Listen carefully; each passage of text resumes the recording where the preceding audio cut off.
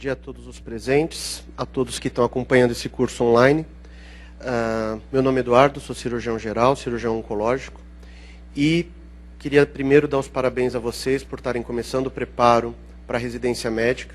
Esse é um ano que vai ser muito importante para vocês, tanto do ponto de vista pessoal, profissional, acadêmico, e a gente espera poder ajudar vocês a conseguir os objetivos que vocês têm.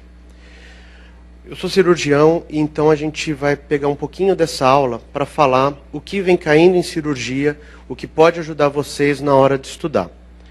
Cirurgia geral, ou clínica cirúrgica, responde normalmente por 1/5 ou 20% de uma prova de acesso direto, sendo que existem alguns temas que podem ser colocados em outras provas, podem cair numa prova de clínica médica, numa prova de pediatria, numa prova de epidêmio. Então, é bem importante estar familiarizado com alguns desses temas, que isso vai ajudar vocês na hora de fazer os concursos que vocês forem se candidatar. Em cirurgia geral, é óbvio que existem muitos temas, e nesses 10 anos do Medicel a gente vem pegando, fazendo as estatísticas do que cai nas provas, e existem alguns assuntos que, mesmo o aluno que não gosta tanto de estudar temas cirúrgicos por conta de familiaridade, por conta de pensar em fazer alguma outra área, precisa saber. Um desses temas são as hérnias. As hérnias, além de serem situações muito comuns no dia a dia, nos ambulatórios, nas enfermarias, nos centros cirúrgicos, também são comuns nas provas. As hérnias respondem por quase 15% do que cai numa prova de cirurgia geral. Então é interessante o aluno se ater um pouco a esse tópico. Um outro assunto muito importante são as urgências cirúrgicas não traumáticas. E nisso entram o abdômen agudo, entram as hemorragias digestivas, alta e baixa, entram algumas patologias específicas, como apendicite, pancreatite, os abdômenes agudos obstrutivos, que também caem muito nas provas, e é bem importante o candidato estar familiarizado com esses temas. Além disso, não esquecer que cirurgia não é só fazer o procedimento em si. Você precisa saber fazer um pré-operatório, você precisa saber fazer um pós-operatório. E isso também é cobrado nas provas de residência médica. A gente vê que complicações pós-operatórias é um número alto de questões, quase 14%, e os cuidados pré-operatórios 8%. Então são assuntos que serão abordados no curso de cirurgia do Medicel e que é importante o candidato estudar. Talvez uma das áreas que seja mais cobradas dentro das provas de cirurgia é a gastroenterologia ou a cirurgia do aparelho digestivo. Se a gente for dividir por topografia, os mais pedidos, o que mais cai na prova, é intestino e estômago. E dentro de cada um desses, o assunto mais pedido nos concursos é o câncer de estômago e o câncer de intestino. Esses assuntos precisam ser estudados, porque eles podem cair numa prova de epidemiologia, pedindo estatística em câncer, pode cair numa prova de clínica médica, no que diz respeito à hipótese diagnóstica, estadiamento, e pode cair numa prova de cirurgia, quando a conduta for mais específica. Mas é interessante também estudar vesícula biliar, estudar pâncreas, estudar fígado. Fígado pode cair nas provas de epidemiologia, com as hepatites, com os perfis sorológicos, calendário de vacinação. E todos esses são temas que também vão ser abordados no curso que começa hoje. A cirurgia do trauma talvez seja uma das áreas mais importantes do candidato estudar. Cirurgia do trauma cai em toda a prova e é a questão que não pode perder. Cirurgia do trauma sempre é o ABCDE que o ateliê se propõe.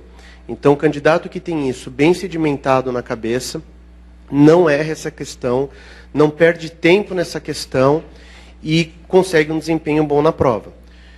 O candidato que sabe direitinho o que é o ABCDE vai responder todas essas questões de atendimento inicial, trauma torácico, trauma abdominal, que é sempre o mesmo raciocínio, não muda. Aqui é interessante a gente ver também que trauma crânioencefálico cai em quase 9% das questões. Quando a gente recebe as questões dos concursos passados, trauma crânioencefálico significa saber a escala de Coma de Glasgow.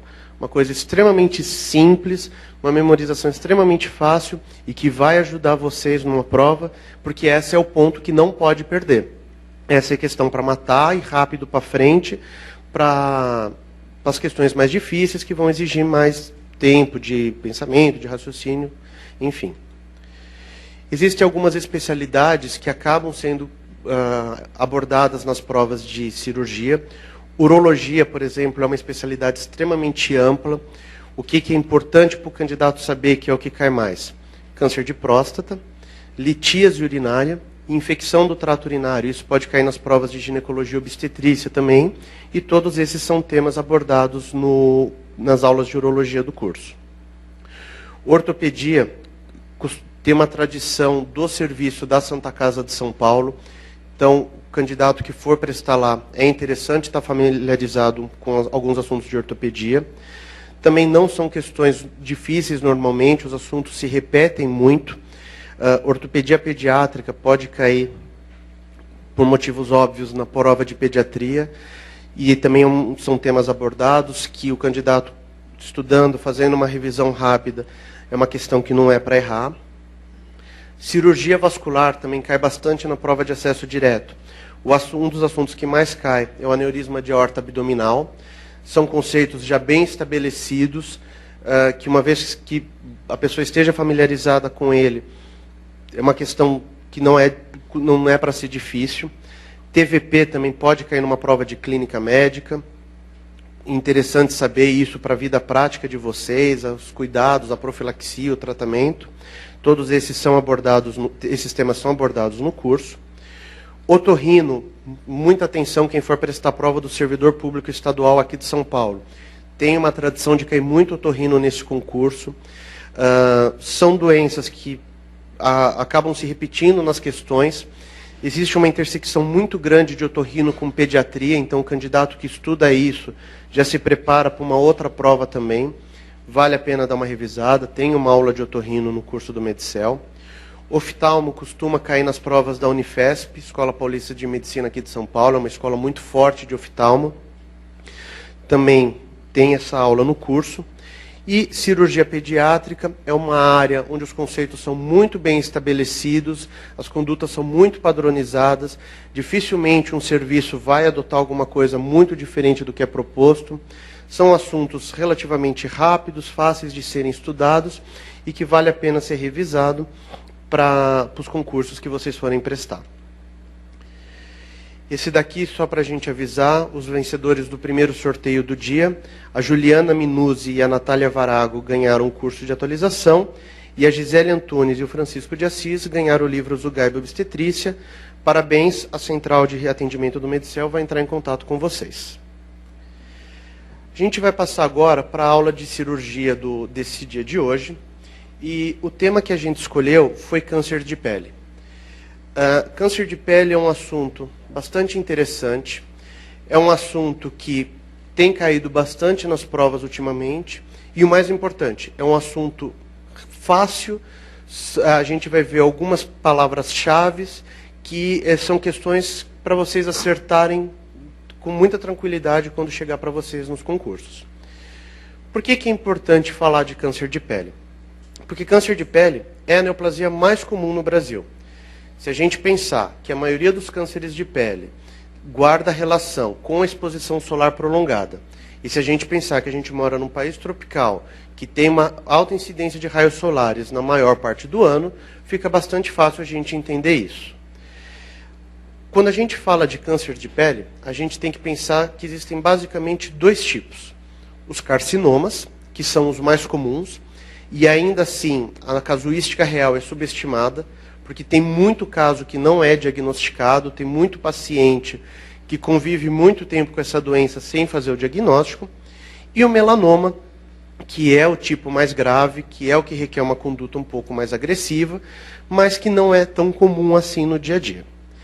Existem outros tipos de câncer de pele, como, por exemplo, os sarcomas, os linfomas cutâneos, o carcinoma de células de Merck, o carcinomas de anexo, que seja pela raridade no dia a dia, seja pela raridade nas provas de residência, a gente não vai abordar nessa aula de hoje. Esse daqui é uma tabela do INCA, que foi divulgada nas estatísticas de câncer do ano passado. Olha que interessante. Nessa tabela do INCA, o câncer mais comum no Brasil é o câncer de próstata, que por motivos óbvios só é presente na população masculina, e se estima quase 70 mil casos de câncer de próstata por ano. Em segundo lugar, vem o câncer de mama. Para fins de estatística, o câncer de mama no homem não entra, mas é importante vocês saberem que pode sim existir câncer de mama no homem, mas ele vem em segundo lugar com 57 mil casos aproximadamente. Se a gente for descendo nessa lista, a gente vai ver que o melanoma está aqui embaixo. E aí vocês me perguntam, poxa, mas você falou que é o mais comum num slide e agora você fala que é próstata e mama. Pois é, o câncer de pele ele é tão comum que quando o INCA divulga as estatísticas dele, essa estatística é sem o câncer de pele e não melanoma. Ele coloca ele aqui embaixo, o pele e não melanoma. São quase 98 mil casos esperados na população masculina e quase 83 mil casos esperados na população feminina. Ou seja, é uma incidência altíssima. E isso, lembrando, esse número é subestimado. Com certeza, se a gente fizesse uma vigilância mais adequada, uma epidemiologia mais adequada, esse número seria ainda maior. Então, é uma situação que vocês, na vida prática de vocês, quando vocês forem atender os pacientes, em algum momento vocês vão se deparar, independente da especialidade que vocês optarem de seguir após a faculdade de medicina. Vamos falar primeiro um pouquinho dos carcinomas cutâneos.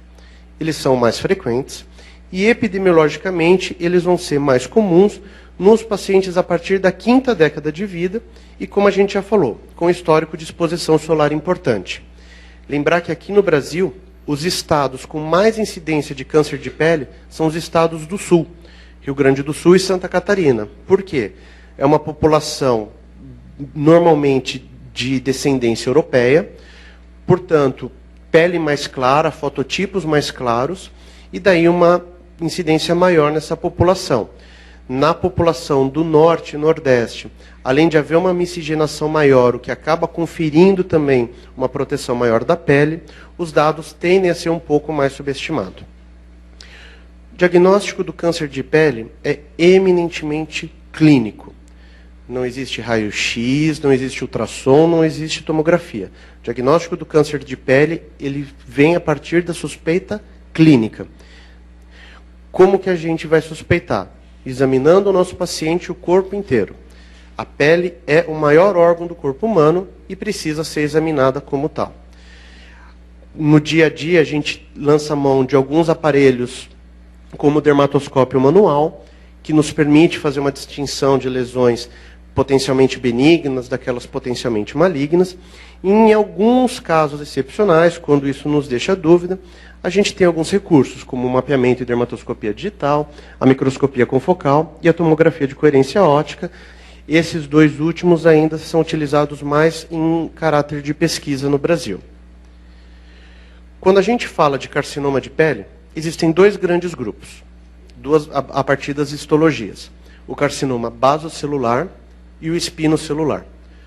O carcinoma basocelular, que a gente acaba usando a sigla CBC, ele representa 75% das neoplasias de pele. Ou seja, ele é disparado o mais comum.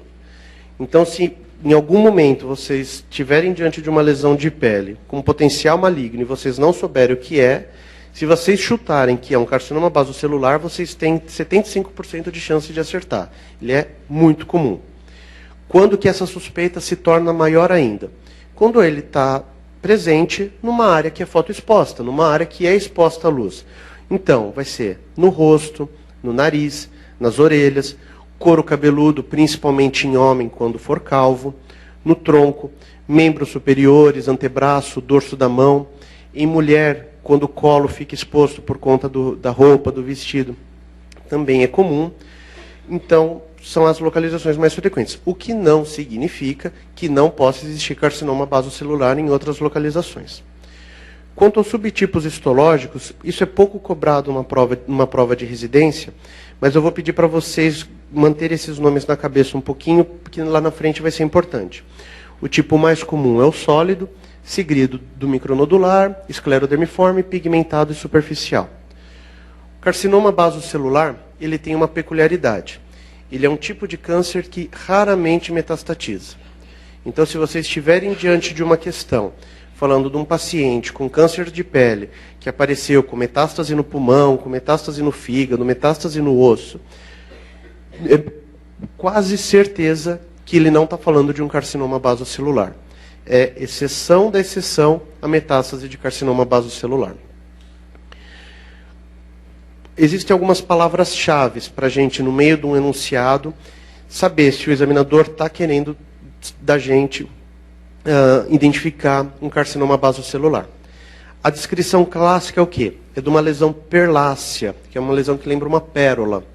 Normalmente ela é elevada, bordas bem definidas, e tem essas teleangiectasias da dermatoscopia. O que são teleangiectasias?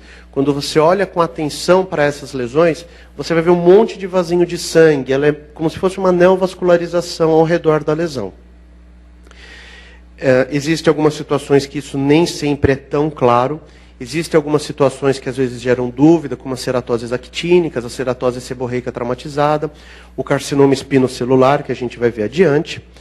E quando você estiver diante de uma lesão dessa, você vai considerar uma biópsia incisional, ou seja, aquela onde você tira um fragmento da lesão, apenas para ter o diagnóstico, ou uma biópsia excisional, quando você já tiver muita certeza do diagnóstico, você já faz a biópsia dando uma margem de segurança e a lesão já está automaticamente tratada. Então, nessa foto aqui, do canto à direita, que está com uma letra A, é o carcinoma basocelular clássico. Vocês estão vendo uma lesão redondinha, bem delimitada, elevada. Vocês conseguem ver até o brilho da luz no centro dela.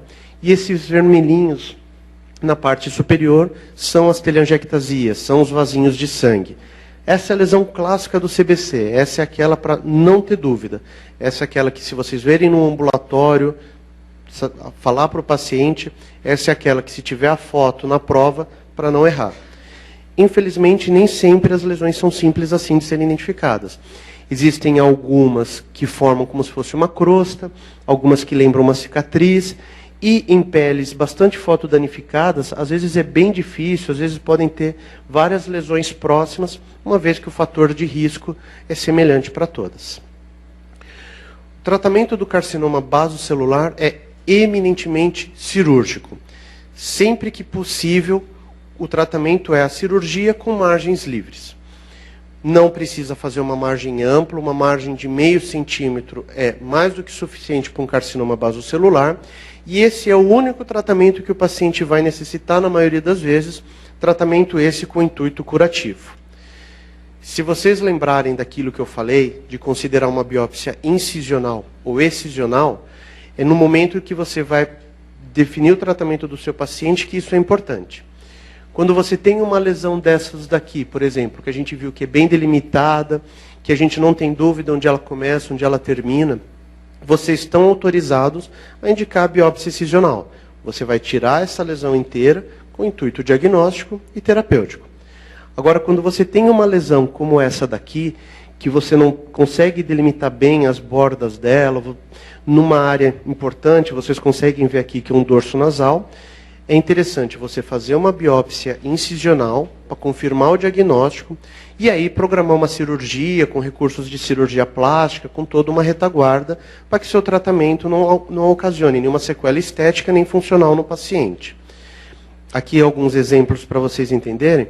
Esse é um paciente que tinha uma biópsia de um carcinoma basocelular do tipo esclerodermiforme.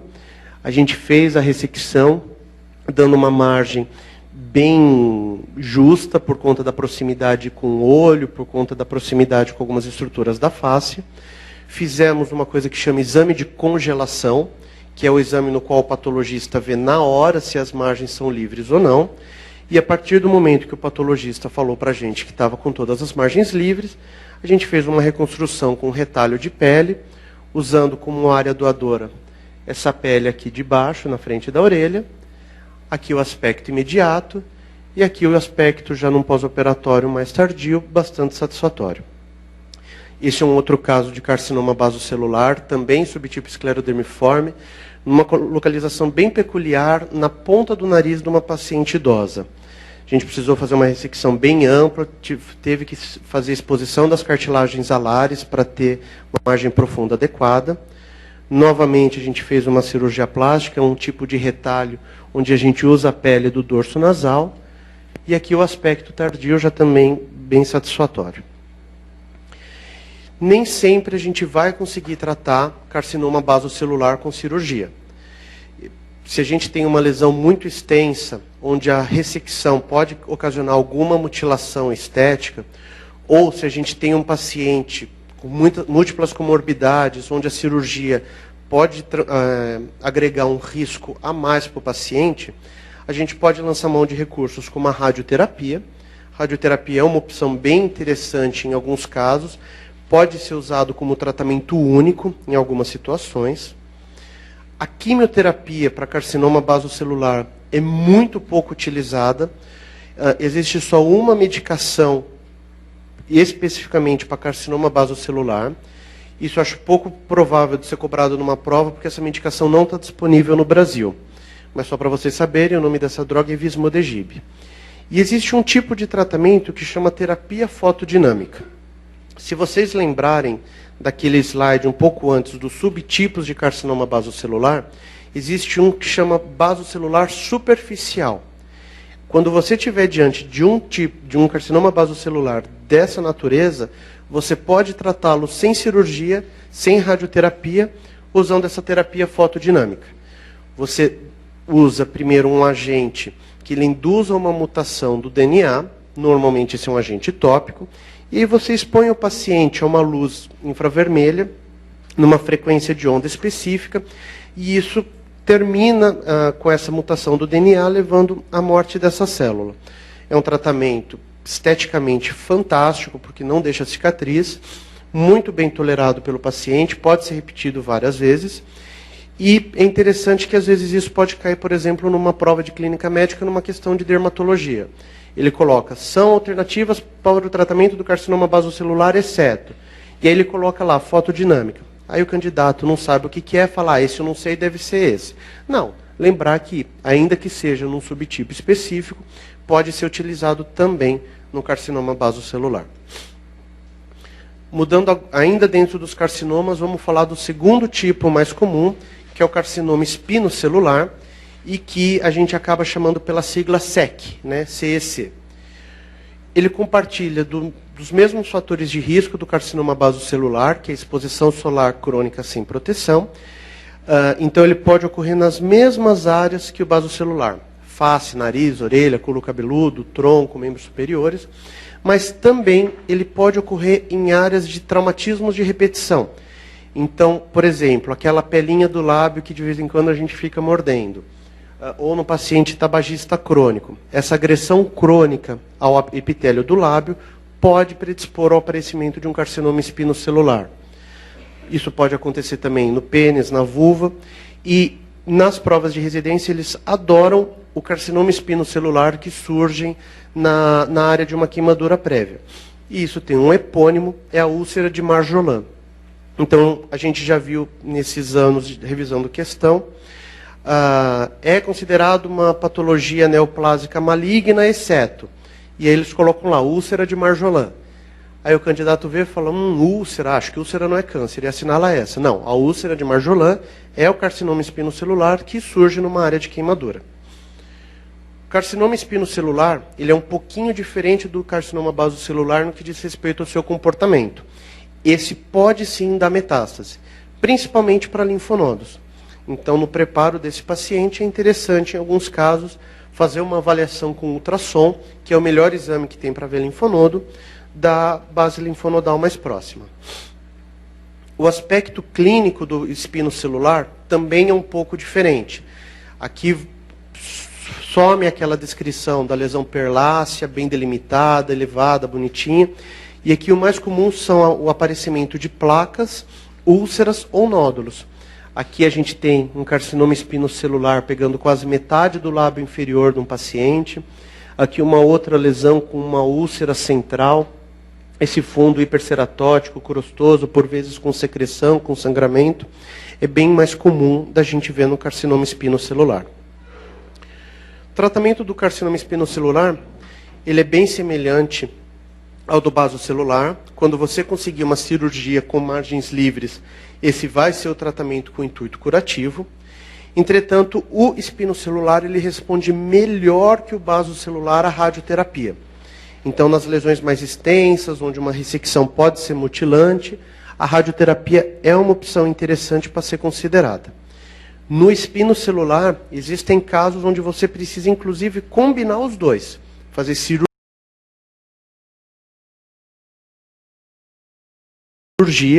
e depois, para ter um melhor controle da sua margem profunda, para evitar uma recorrência local, fazer radioterapia.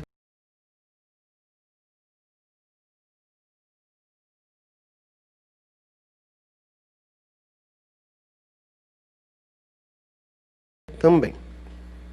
Esse daqui é um caso de uma lesão bem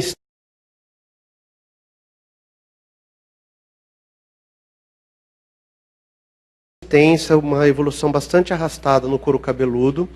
Também era um espinocelular. A gente precisou fazer uma ressecção com uma margem profunda, retirando o periósteo. Aqui ficou exposta a tábua óssea. E aí, para reconstruir, a gente precisa lançar mão de alguns recursos de cirurgia plástica. A gente precisou fazer um retalho para fechar essa área que o osso ficou exposto e um enxerto para fechar a área de onde foi retirado o retalho. E aqui é o aspecto com uma semana de pós-operatório. Aqui é a área do enxerto. E aqui o retalho com um pouquinho de sofrimento. No final, essa paciente acabou evoluindo bem. Carcinoma é o dia a dia de quem lida com câncer de pele. É o dia a dia de quem lida com qualquer tipo de paciente por conta de ser uma doença extremamente comum. Mas o melanoma é o câncer de pele que a gente tem que prestar bastante atenção. Apesar de ele ser raro, ele responde por apenas 4% das neoplasias malignas de pele. Ele é o mais grave dentre os cânceres de pele e um dos mais graves dentro de todas as neoplasias conhecidas do ser humano.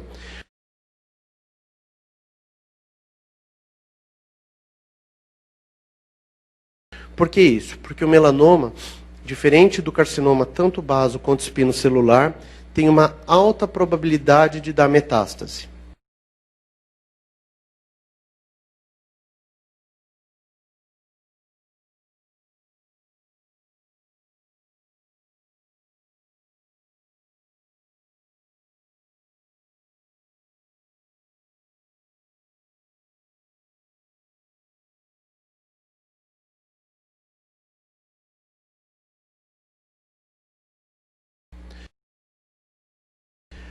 Se vocês naquele enunciamento tiverem diante de um paciente com câncer de pele que está com metástase hepática, metástase óssea, metástase em sistema nervoso central, grandes chances do enunciado estar falando de um paciente com melanoma. Nem todos os pacientes com melanoma vão ter metástase. Existem alguns melanomas que têm um prognóstico muito bom, que vão ter uma evolução muito favorável.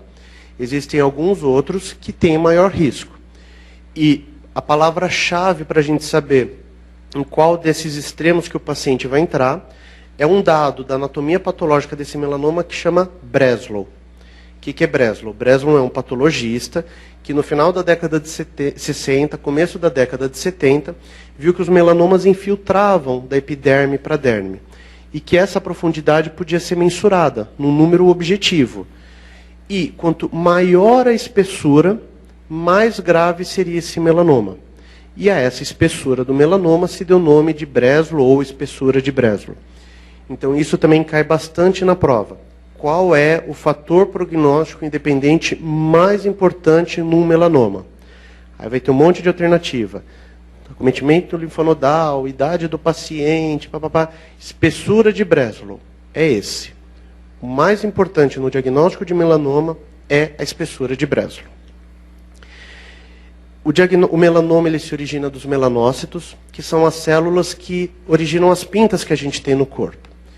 E existem alguns casos de melanoma que são muito fáceis de serem diagnosticados. Por quê? Porque são aquelas pintas que são grosseiras, que chamam a nossa atenção, que a gente logo de cara vê que tem alguma coisa errada. Existe um método mnemônico que ajuda bastante na hora da gente saber se uma pinta é mais suspeita ou não de ser um melanoma, que é o ABCD. O que é o A? É a assimetria. Quando a gente vê uma pinta dessas, por exemplo, se a gente traçar uma linha aqui no meio, a gente vai ver que as duas metades vão ser exatamente diferentes. Se a gente cortar de assim também. Isso é um dado que fala a favor de uma lesão com alta probabilidade de ser um melanoma. O B vem de bordas. Melanoma normalmente não tem uma borda redondinha, bonitinha.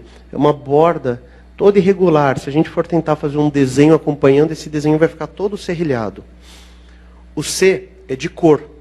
Normalmente o melanoma tem mais de uma cor. Quando você examina uma lesão dessa, você vai ver que tem tons de marrom claro, tons de marrom escuro, tons de cinza, tons de preto. Isso também aumenta o nosso índice de suspeita. E o D é de diâmetro. Lesões acima de 6 milímetros de diâmetro são mais suspeitas de serem melanoma.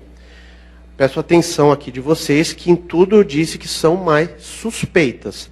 Não significa que toda lesão com mais de 6 milímetros, não significa que toda lesão que seja marrom claro e marrom escura seja um melanoma.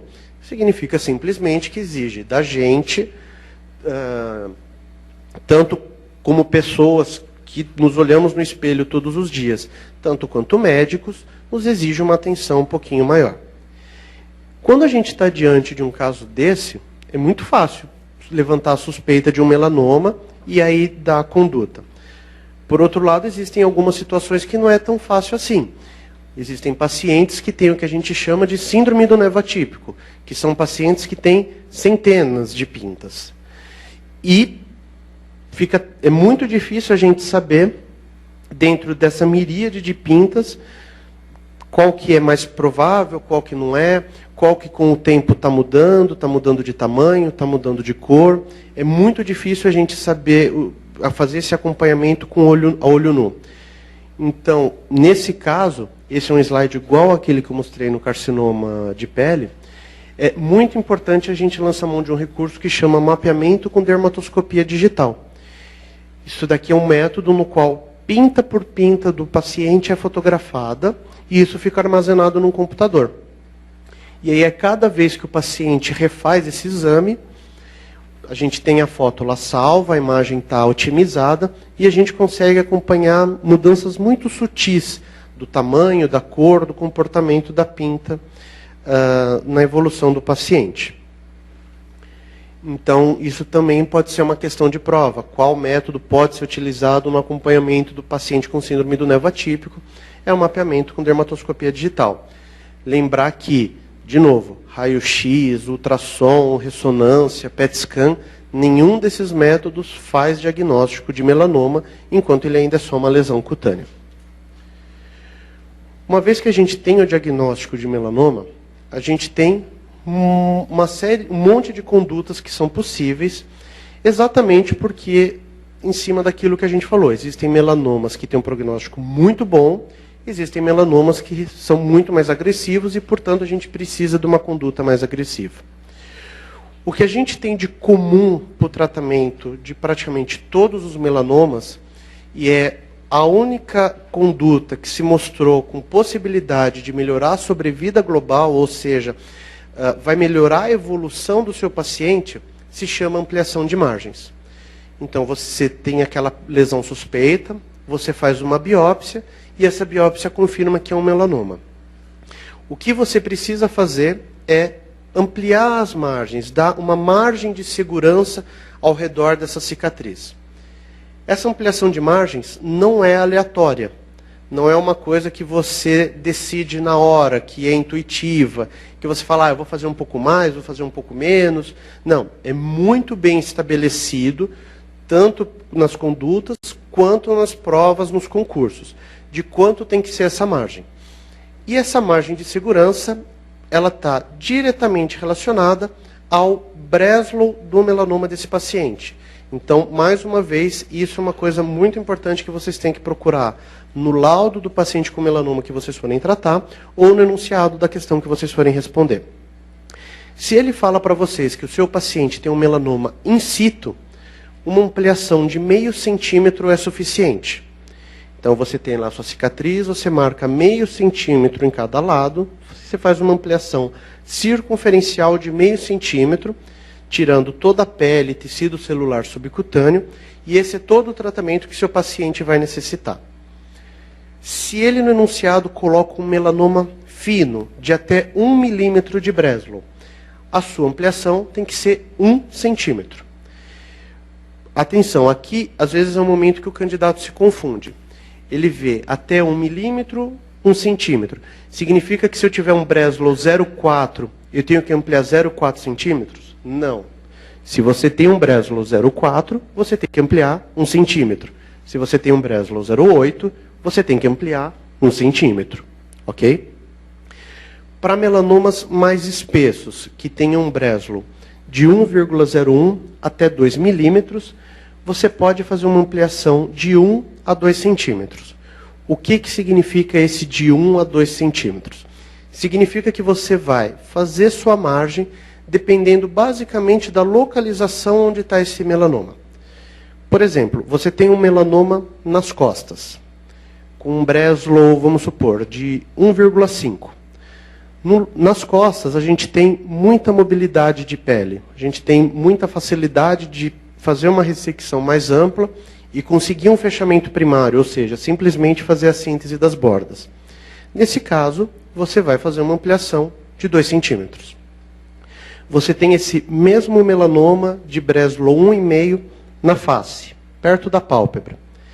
Às vezes a diferença entre 1 e 2 centímetros significa tirar ou não a pálpebra desse paciente. Então você não precisa fazer uma cirurgia mutilante que vai ocasionar toda uma deformidade estética. Você está autorizado a fazer uma margem um pouco menor de 1 centímetro, que é suficiente. E nos melanomas acima de 2 milímetros, você vai fazer uma ampliação de 2 centímetros. Até algum tempo atrás, nos final da década de 80, começo da década de 90, para os melanomas mais graves se fazia ampliação de 5 centímetros. E com o tempo foi vendo que isso não trazia vantagem nenhuma para o paciente. Porém, essa conduta ainda está meio enraizada em alguns lugares. E às vezes o concurso tenta induzir o candidato colocando um melanoma muito grave e colocando uma ampliação mais ampla como uma forma de melhorar o tratamento. Esqueçam, isso é armadilha de prova. Não existe benefício nenhum de fazer uma ampliação acima de 2 centímetros, por maior que seja o Breslow, por mais grave que seja o melanoma. Tá? Então, se tiver lá uma questão de conduta, todas as alternativas que tiver ampliação acima de 2 centímetros, vocês nem leem. Vocês já podem desprezar que, com certeza, não vão estar adequadas. Aí vocês devem estar pensando, puxa, então é muito fácil tratar melanoma. Fazer ampliação de meio, 1 centímetro é tranquilo. 1 centímetro não é nada. É tranquilo. Vou tratar melanoma.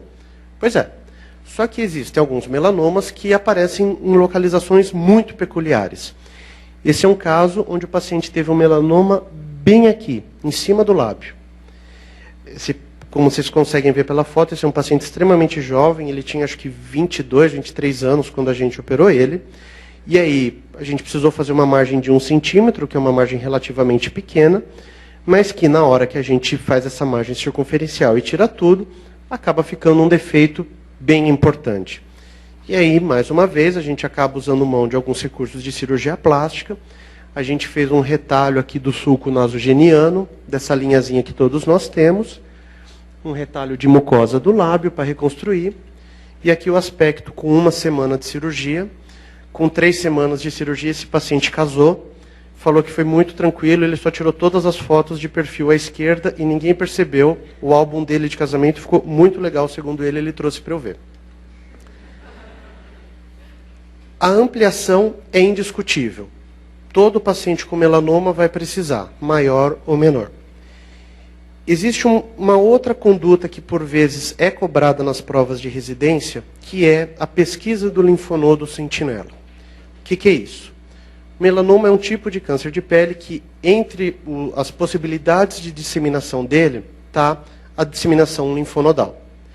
E também, até o final da década de 80, começo da década de 90, todo paciente com melanoma fazia ampliação de margem e fazia a retirada de todos os gânglios da estação linfonodal que estivesse mais perto. Cirurgia essa chama-se linfadenectomia.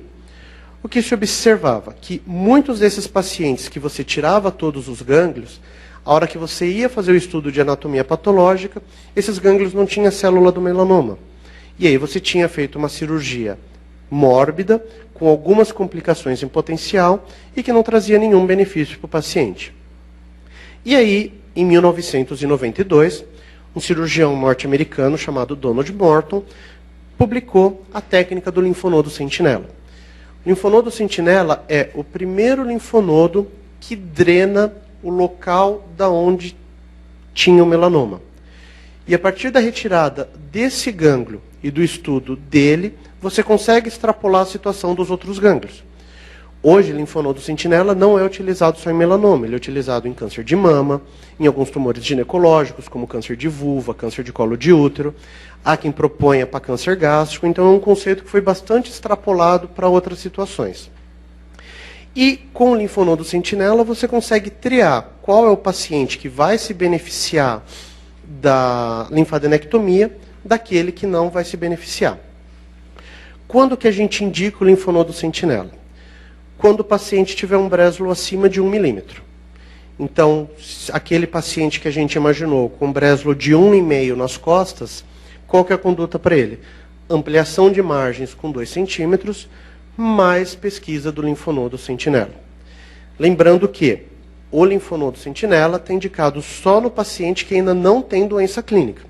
Se quando você estiver fazendo a propedêutica do seu paciente, você palpar a estação linfonodal e ver que ele tem um linfonodo aumentado, endurecido, de características não habituais, não cabe mais fazer o linfonodo sentinela. Tá? Isso daqui é só para o paciente que não tem a doença linfonodal clínica. Existe uma discussão se vale a pena você fazer linfonodo sentinela nos pacientes que têm um Breslow abaixo de 1 milímetro. E o que a gente tem de mais sólido hoje é que, no paciente com melanoma, entre 0,76 a 1 milímetro, na presença de outros fatores de mau prognóstico, que é a presença de ulceração ou índice mitótico, também vale a pena fazer, uma vez que esses vão ser fatores de mau prognóstico. Como que se faz a pesquisa do linfonodo sentinela? Basicamente, a gente utiliza duas técnicas. A gente utiliza a medicina nuclear, a gente injeta um radiofármaco no local da cicatriz onde foi retirado o melanoma primário, e essa linfocintilografia vai marcar, dentro da estação linfonodal de drenagem, qual é o primeiro linfonodo que drena. E aí, na cirurgia, depois que o paciente está anestesiado, a gente injeta um corante azul, que chama azul patente, e na cirurgia, a gente tem um aparelhinho que chama Gamma Probe, que ele consegue detectar essa radioatividade, e ele vai guiando nossa dissecção à procura do linfonodo que esteja azul. A gente encontra, retira esse linfonodo e manda ele para estudo de anatomia patológica. E a partir daí a gente vai saber se o linfonodo sentinela é positivo ou não, se o paciente vai se beneficiar ou não de fazer uma linfadenectomia. Isso também eu já vi cair em prova, isso caiu quando eu estava prestando R3 na prova da Unicamp. Era um paciente que tinha um Breslow, não vou lembrar qual que era, e ele pedia qual que era a conduta. E o examinador adora pedir para fazer linfadenectomia direto no paciente que tem diagnóstico de melanoma. Isso, como eu disse para vocês, era conduta na década de 90. Hoje, a menos que o paciente tenha um linfonodo já positivo, a gente não sai fazendo linfadenectomia profilática, preventiva em ninguém. A gente só vai fazer a linfadenectomia, que é a retirada de todos os gânglios, no paciente que tem linfonodo sentinela positivo ou no paciente que já tem um linfonodo doente. A gente pode fazer a linfadené, por exemplo, axilar, quando a gente disseca toda a veia axilar, toda a musculatura peitoral e retira todo esse tecido fibroadiposo. A gente pode fazer, por exemplo, uma linfadenectomia inguinoilíaca, quando a gente disseca a artéria e a veia femoral, aqui o músculo sartório, o músculo adutor. Aqui já quando os vasos, a parte abdominal deles, então aqui a ilíaca externa, que depois vai virar femoral abaixo do ligamento inguinal. Essas cirurgias são bem padronizadas, isso não vai ser cobrado de vocês. O importante só para uma prova é saber a indicação delas. Existem algumas condutas de melanoma que são muito raras. São poucos casos que têm indicação de fazer, e como tudo que é raro, os examinadores gostam de colocar na prova. Existem duas situações no melanoma, uma que se chama doença em trânsito, que é quando ou no membro inferior ou no membro superior vocês se veem diante dessa doença disseminada, e existem algumas lesões de melanoma que são irressecáveis, ou ressecadas às custas de uma mutilação, como uma amputação, por exemplo. Nesses casos, você pode lançar mão de duas opções que se chamam perfusão e infusão isolada de membro. O que é a perfusão de membro? Perfusão de membro é uma cirurgia na qual você acessa a artéria e a veia que vão nutrir o membro doente, você coloca uma cânula dentro de cada uma, isola o membro com um garrote e você coloca essa perna numa circulação extracorpórea, a semelhança de uma cirurgia cardíaca. E, por essa circulação extracorpórea, você coloca um quimioterápico. Qual que é a vantagem dessa cirurgia? Você consegue dar um quimioterápico numa dose muito alta, que se você desse numa veia periférica, o paciente teria muita toxicidade, ele não iria tolerar o tratamento. Então você concentra essa dose alta no território que te é de interesse, no membro que é acometido. Você faz essa perfusão normalmente por 1 hora, lava o membro, ou seja, você vai tirar essa quimioterapia para ela não voltar para o organismo, tira da extracorpórea, retira essas cânulas e acaba a cirurgia. É uma opção que você pode utilizar naqueles casos de doença em trânsito ou de doença irressecável. E existe uma outra opção que é a infusão de membro, que a diferença é que o acesso aos vasos não é cirúrgico, ele é feito por punção percutânea.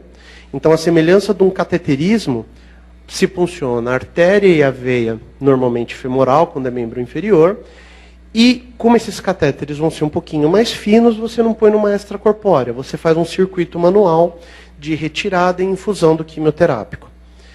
Por que surgiram essas cirurgias? Porque a outra opção para esses pacientes é amputação. E hoje em dia, felizmente, é raríssimo a gente precisar amputar um paciente com melanoma. Então a gente consegue, a partir de opções como essa, ter a mesma taxa de sucesso, tanto para controle local, quanto para controle da doença no organismo inteiro, com a grande vantagem de que a gente vai preservar o membro, vai preservar a funcionalidade do paciente. Então, se vocês estiverem diante de alguma questão que coloca uma lesão mais avançada, uma lesão irressecável, e coloque lá a alternativa A, amputação do membro, termina de ler as outras alternativas. Hoje em dia, a gente, felizmente, não precisa mais fazer, salvo em algumas situações de exceção, amputação por conta de melanoma. Existem algumas outras possibilidades de tratamento de melanoma, e aqui eu acho que o mais importante para quem está se preparando para um concurso, que vai fazer uma prova de residência médica, é que hoje, em 2015, a gente está diante de uma mudança de paradigma. Quando eu saí da faculdade de medicina, em 2005, o ano que o Medicel começou, melanoma era uma doença de ou 8 ou 80. Ou você tinha um melanoma de um bom prognóstico, que você fazia uma ampliação de margens e o paciente estava curado, ou você tinha um melanoma de um pior prognóstico, que era metastático, e você tinha muito pouco a oferecer para o seu paciente, rapidamente ele entrava em tratamento paliativo porque não tinha mais opção. Hoje, 10 anos depois, felizmente muita coisa mudou. E isso é interessante vocês saberem numa prova. Existem muitas opções de tratamento para o paciente com melanoma, todas elas com intuito curativo. O paciente com melanoma avançado deixou de ser um paciente que você não tem mais nada para oferecer. Você pode oferecer, por exemplo, radioterapia, quando você faz a ressecção de uma lesão extensa, ou quando você faz uma linfadenectomia, para ajudar o seu controle local. Quimioterapia, até mais ou menos 2008, 2009, existia quase nenhuma, assim, existiam duas opções basicamente. Uma delas chama dacarbazina, que o paciente tolera muito bem, mas os resultados são muito ruins. E uma que chama interleucina, que os resultados são melhores, mas é um tratamento extremamente tóxico, que são pouquíssimos os pacientes que toleram. Resumindo, ou o paciente morria do melanoma ou ele morria do tratamento. E aí, a partir de 2008, 2009, começaram a surgir um monte de novas medicações de quimioterápicos, muito melhor tolerados, e que hoje a gente consegue ter sobrevidas a longo prazo, consegue ter curas de pacientes com melanoma metastático, que a gente não tinha até pouco tempo atrás. Então, se vocês estiverem diante de uma questão de clínica médica, por exemplo, que fala paciente com melanoma, metástase pulmonar, qual a conduta? Alternativa A, suporte. Alternativa B, cuidados paliativos. Alternativa C, quimioterapia com ipilimumab, que é uma dessas drogas, é essa a alternativa. Se o doente deixou de ser um paciente que você não vai mais ter ímpeto de investir nele, é um paciente que você pode curar. Inclusive, hoje uma coisa que até pouco tempo atrás era impensável é operar esse paciente para retirar metástase. O paciente que faz uma quimioterapia e ao término do tratamento tem um nódulo único no pulmão, é totalmente aceitável hoje você ir operar o pulmão desse paciente. Com situação essa que até alguns anos atrás era impensável, era conduta de exceção. Então, acho que o mais importante para vocês é saber que houve essa mudança de paradigma e que isso pode ser cobrado em algum concurso. Então, resumindo o que a gente falou até agora, o que é importante vocês saberem. Nos carcinomas, suspeita clínica é fundamental. Lembrar que não vai ser nenhum exame de check-up que vai levantar a suspeita de um carcinoma de pele. Não é raio-x, não é ultrassom, não existe nenhum exame de sangue. Por maior que seja a suspeita, você precisa ou de uma biópsia incisional ou excisional, que é o que vai te dar o diagnóstico se é um carcinoma basocelular, se é um carcinoma espinocelular, qual tipo de carcinoma basocelular, por exemplo, e é o que vai orientar seu tratamento. E lembrar que, por mais que a cirurgia seja o tratamento mais adequado, seja o tratamento preconizado na maioria das vezes, em alguns casos a radioterapia pode ser uma boa opção. E às vezes eles colocam a radioterapia lá na alternativa E, só para confundir. No melanoma, também a suspeita clínica é importantíssima. A biópsia, ela tem que levar em consideração todos esses fatores. O Enos tem que falar o Breslow para vocês, que isso é fundamental para definir a conduta, e que o tratamento ele é multidisciplinar. Então, não é só o cirurgião, não é só o oncologista, não é só o radioterapeuta, é toda uma equipe que trata melanoma. E aqui lembrar que, em qualquer caso, melhor que tratar é prevenir. Então, lembrando que às vezes os assuntos de cirurgia podem ser colocados em diversas provas, isso daqui é prevenção primária e secundária.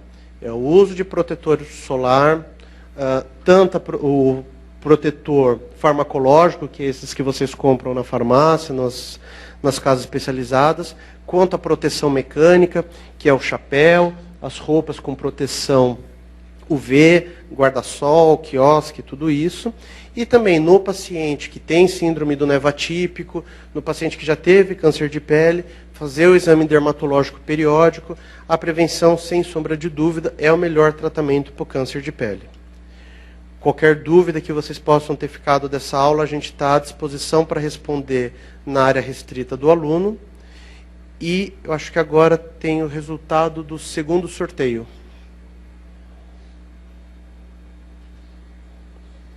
Está sendo processado.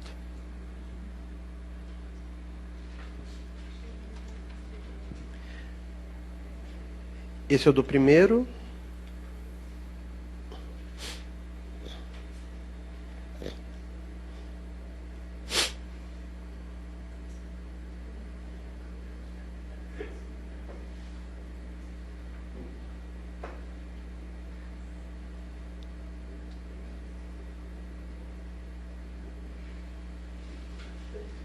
Provavelmente vai vir na próxima aula, então.